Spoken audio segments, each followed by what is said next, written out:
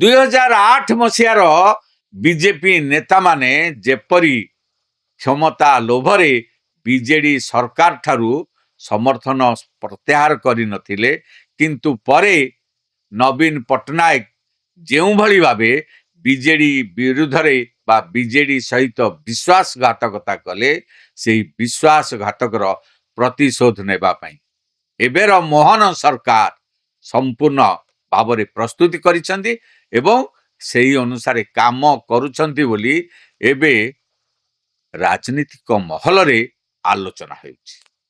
ଏବେ ଆସନ୍ତୁ ନଜର ପକାଇବା ମୁଦ୍ରାର ଅନ୍ୟ ପାଖଟି ଉପରେ। ଗୋଟିଏ ପଟେ ବିଜୁ ଜନତା ଦଳ ଏବଂ ପୂର୍ବତନ ମୁଖ୍ୟମନ୍ତ୍ରୀ ନବୀନ ପଟ୍ଟନାୟକଙ୍କ କ୍ୟାମ୍ପରେ କ'ଣ ଚାଲିଛି?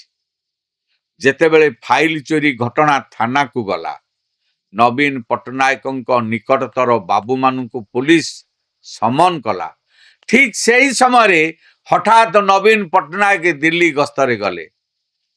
ତେଣୁ ପ୍ରଶ୍ନ ଉଠୁଛି, ଏହି ଗସ୍ତର ଅସଲ ଉଦ୍ଦେଶ୍ୟ କ'ଣ ଥିଲା? ରାଜନୈତିକ ସମୀକ୍ଷକମାନେ କହୁଛନ୍ତି, ନିଜର ଆପଣାର ଅତି ନିକଟତର ଅନୁଗତ ଭୈରବ କାର୍ତ୍ତିକେୟନ ପାଣ୍ଡିଆନଙ୍କୁ ତଦନ୍ତ ପରିସରରୁ ବଞ୍ଚାଇବା ପାଇଁ ଏବଂ ନିଜ ସୁରକ୍ଷା ପାଇଁ ଦିଲ୍ଲୀ ଦରବାରରେ ସେ ଚେଷ୍ଟା କରୁଥିଲେ, କିନ୍ତୁ ସେହି ଚେଷ୍ଟା ସମ୍ପୂର୍ଣ୍ଣ ବିଫଳ ହେଲା। ବିଫଳ ହେବା ପରେ ଦିଲ୍ଲୀରେ ଚାଲିଥିବା ସିଜେପି ଆନ୍ଦୋଳନକୁ ସମର୍ଥନ ଦେବା ପାଇଁ ସେ ବିଜୁ ଜନତା ଦଳର ଛାମୁଆ ସଂଗଠନର ନେତା ଏବଂ ନେତ୍ରୀମାନଙ୍କୁ ଦିଲ୍ଲୀ ଡକେଇଥିଲେ। ସେମାନେ ଦିଲ୍ଲୀ ମଧ୍ୟ ଯାଇଥିଲେ, କିନ୍ତୁ କ'ଣ ହେଲା? କିନ୍ତୁ ସେମାନେ ସେହି ଆନ୍ଦୋଳନରେ ସେଠାରେ ସାମିଲ ହେଲେ ନାହିଁ ସତ, କିନ୍ତୁ ପରେ ନବୀନ ପଟ୍ଟନାୟକ ସିଜେପି ଆନ୍ଦୋଳନ ସମର୍ଥନରେ ଏବଂ କେନ୍ଦ୍ରମନ୍ତ୍ରୀ ଧର୍ମେନ୍ଦ୍ର ପ୍ରଧାନଙ୍କ ବିରୋଧରେ ଅନେକ ମନ୍ତବ୍ୟ ଦେଲେ। ଦିଲ୍ଲୀରୁ ଫେରିବା ପରେ ନବୀନ ପଟ୍ଟନାୟକ ଏବଂ ବିଜେଡିର ଆଚରଣକୁ ଟିକେ ଆପଣମାନେ ଲକ୍ଷ୍ୟ କରନ୍ତୁ। ହଠାତ୍ ବିଜେଡିରେ ଯେଉଁ ଅସ୍ଥିରତା ଏବଂ ହତାଶା ଦେଖାଯାଉଛି, ତାହା ପୂର୍ବରୁ କେବେ ଦେଖାଯାଇନଥିଲା।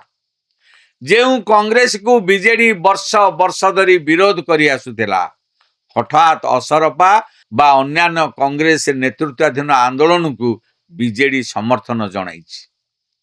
କେନ୍ଦ୍ର ଶିକ୍ଷାମନ୍ତ୍ରୀ ଧର୍ମେନ୍ଦ୍ର ପ୍ରଧାନଙ୍କ ବିରୋଧରେ ନବୀନ ପଟ୍ଟନାୟକ ନିଜେ ସୋସିଆଲ ମିଡିଆରେ ପୋଷ୍ଟ କରିଛନ୍ତି ଏବଂ ତାଙ୍କ ଇସ୍ତଫା ଦାବିକୁ ସେ ବାରମ୍ବାର ଦୋହରାଇଛନ୍ତି।